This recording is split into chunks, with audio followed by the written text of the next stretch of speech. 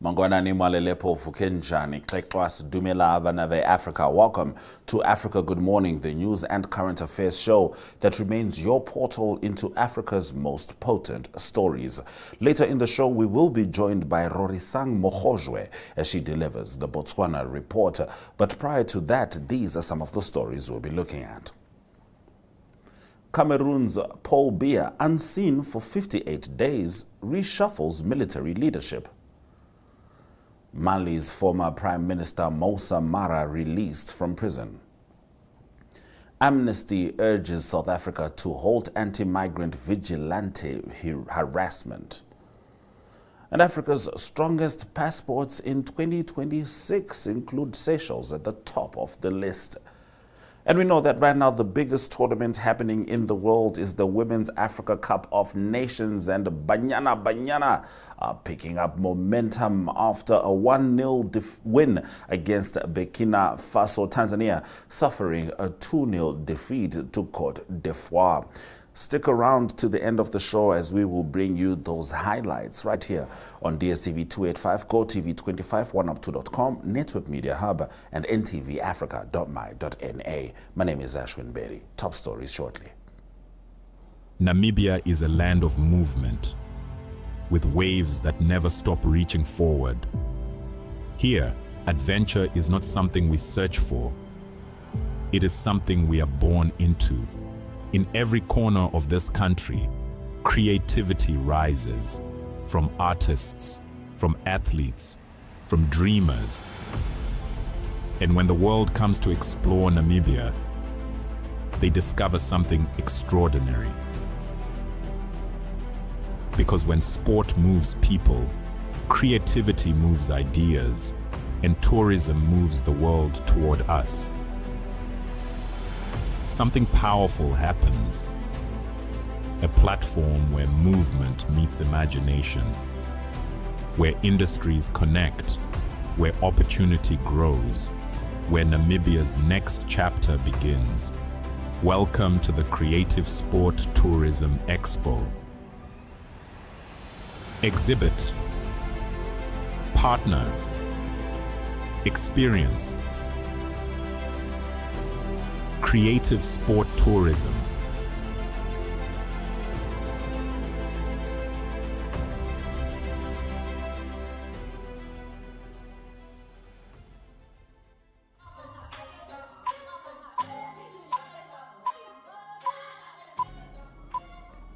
All right, let's get into the top stories on Africa Good Morning.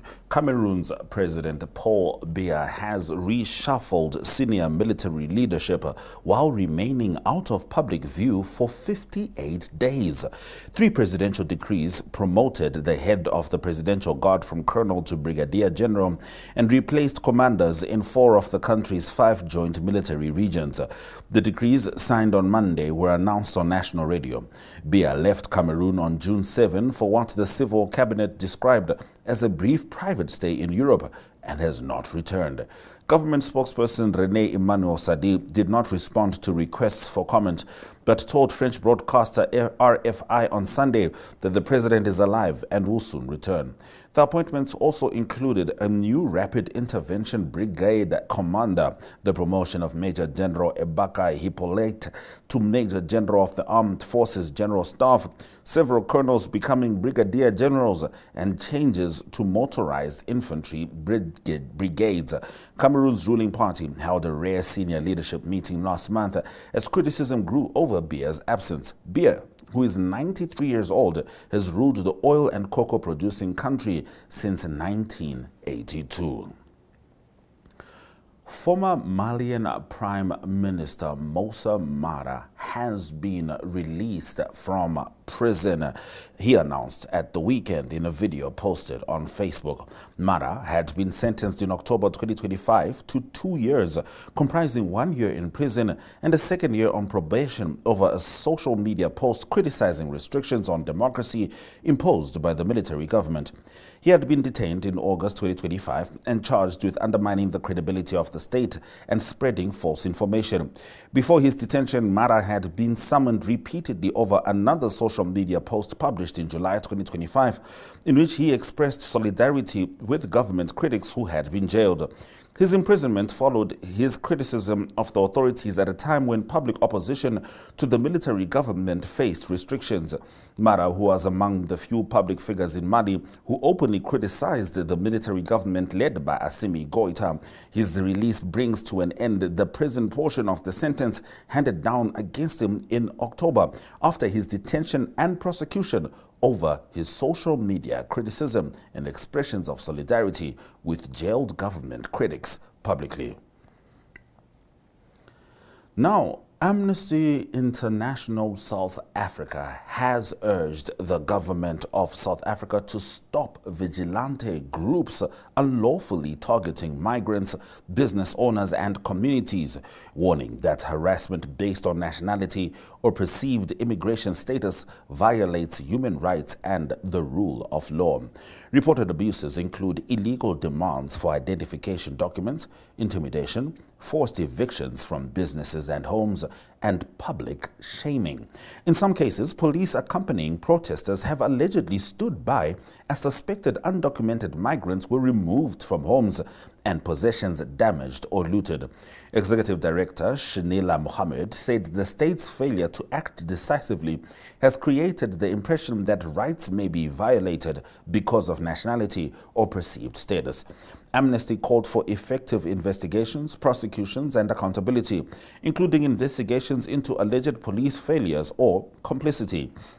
The Immigration Act gives no private individual or group authority to enforce immigration law, demand documents, enter private property, or remove people. Now, Seychelles and Mauritius, they remain Africa's strongest passports in 2026 global rankings, according to Henley and Partners, with South Africa leading mainland African countries. Passport strength is measured by the number of destinations holders can enter without obtaining a visa in advance.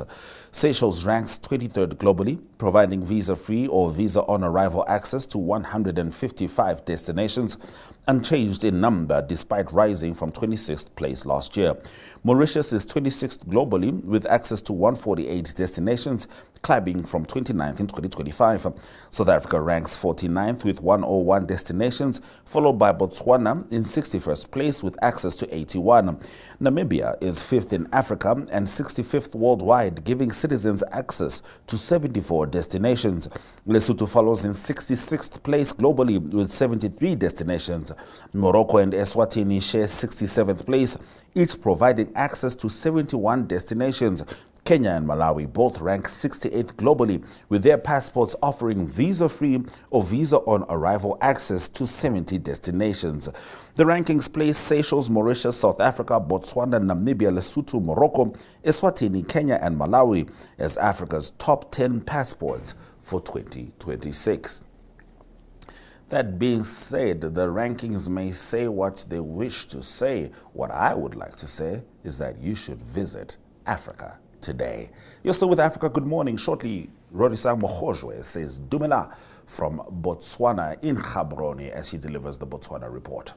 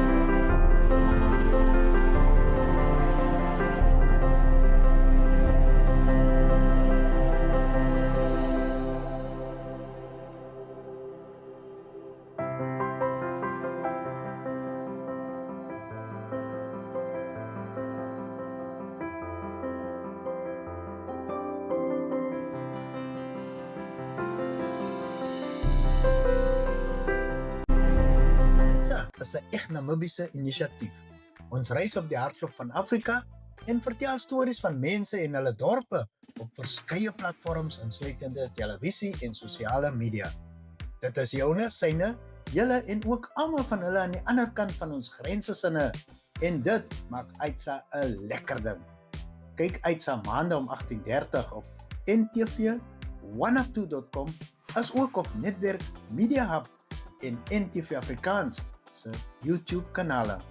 Volg ons op Facebook of besoek ons webwerf by ntvafrika.my.na.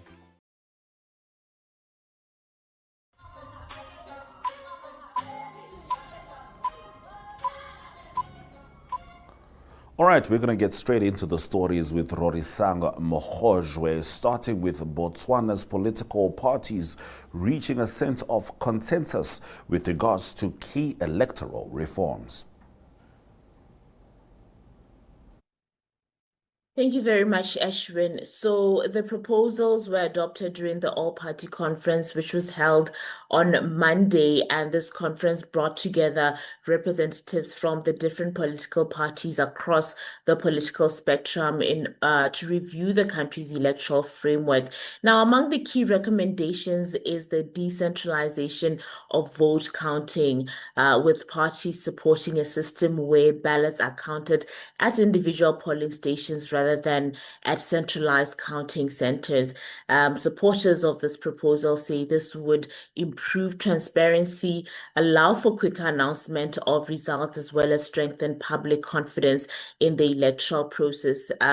Because this was actually one of the aims or objectives of convening the all-party conference, in order to come up with measures or solutions that would improve public confidence in the country's electoral processes or the democratic process that essentially governs the country.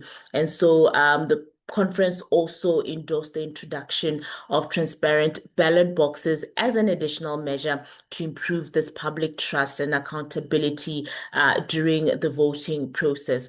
Now, other recommendations include, party observers being accredited to monitor voter registration processes, which then means this would extend oversight beyond election day and throughout the electoral cycle. The conference also proposed expanding the identification documents accepted at polling stations, which means that voters will now be allowed to use documents such as a driver's license or passport alongside their existing voter identification cards.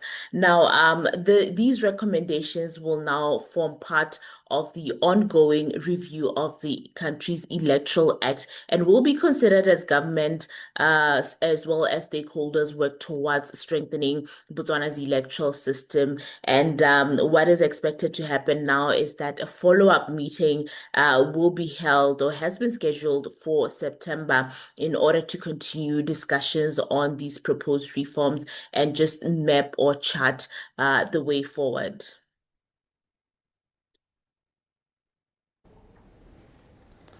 All right, now Seretse Nontkama, a businessman in Botswana, Bakang Seretse, has been ordered to pay the state just over $3 million.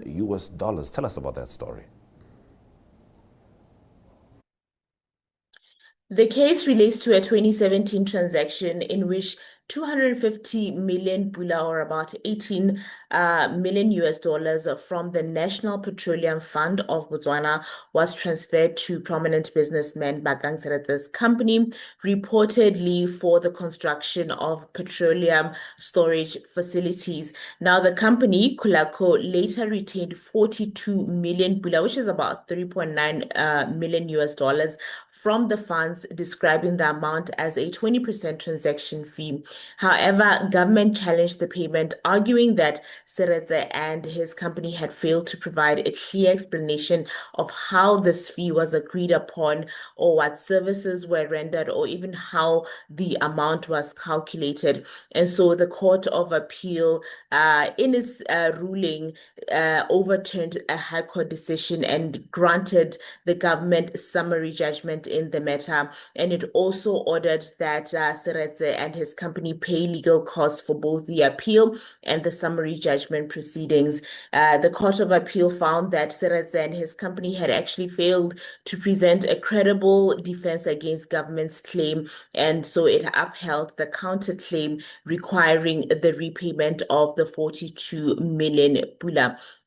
Now, the National Petroleum Fund corruption case is a major or high-profile corruption case in Botswana, which involves the alleged theft and money laundering of about 250 million pula from the coffers of the National Petroleum Fund, and that's about 18 million US dollars of the taxpayers' money. And so it's a major corruption case which involved high-profile figures, including Seretse, as well as former cabinet ministers and former senior government officials who faced multiple charges of fraud, of forgery, and illegal fund transfers. And the recent Court of Appeal rulings have actually ordered the recovery of millions in state funds. And currently, Seretse and his co-accused separately are facing criminal charges still related to the NPF saga, involving more than 60 charges that include allegations of money laundering, stealing by agent, conspiracy to defraud, and forgery involving millions and millions of pula. And so this Court of Appeal ruling, or the repayment order, just adds another legal development in a matter that has actually been under public scrutiny since the NPF transaction matter came to light in 2017.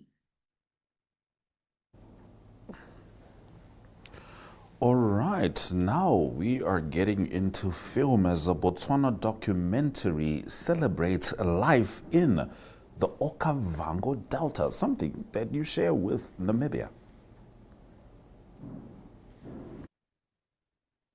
This new documentary is titled Batho ba Metsi, which means people of the water, and it explores the human stories behind one of the world's most recognized natural landscapes, which is the Okavango Delta, and of course a UNESCO World Heritage Site. It was directed by a local film producer, filmmaker Moabi Mogorosi, and presented by former Miss Botswana Palesa Molefe. And it follows the lives of Mokoro polers.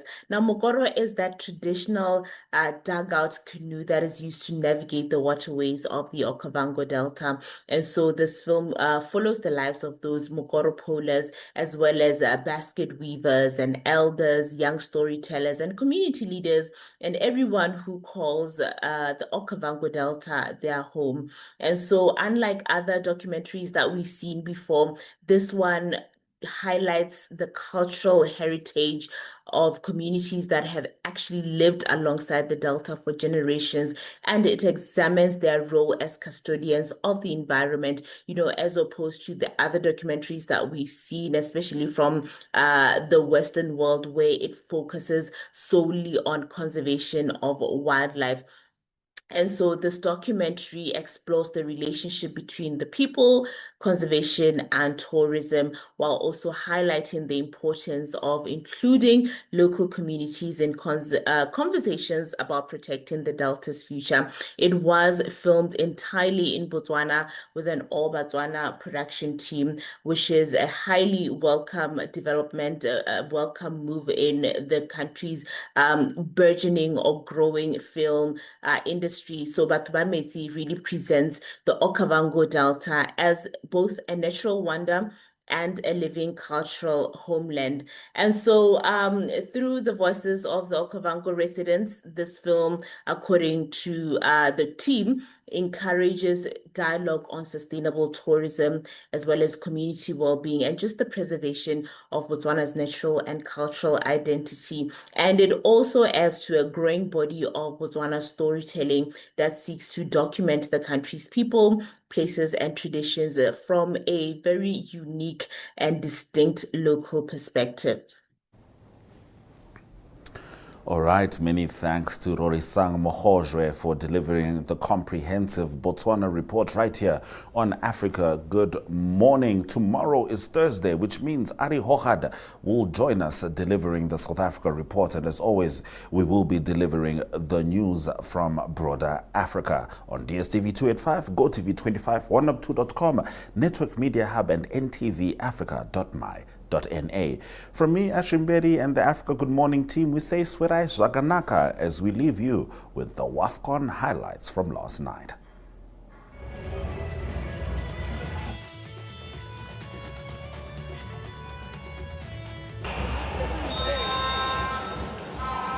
So, Burkina Faso will only go through as a bit of Ludwig. Here is Ludwig, no flag as yet. Begaya dinking it up towards the battle with Namalodi Sundowns back. So the serial South African champions, and that's a mistake on the back of Burkina Faso.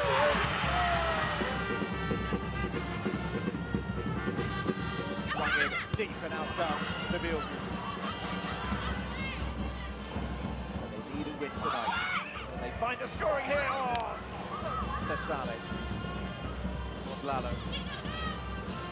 Space out on the right-hand side for Fikile Magama. Looking into the middle. And Katlana is in behind. One chance, one goal. And South Africa lead in a game they have to win. And that is the start they wanted. Just 21 minutes on the clock. Trying to set Katlana away and look at the pace as she goes through Mamalepi. It's the first ever meeting between these two nations at a WAFCON.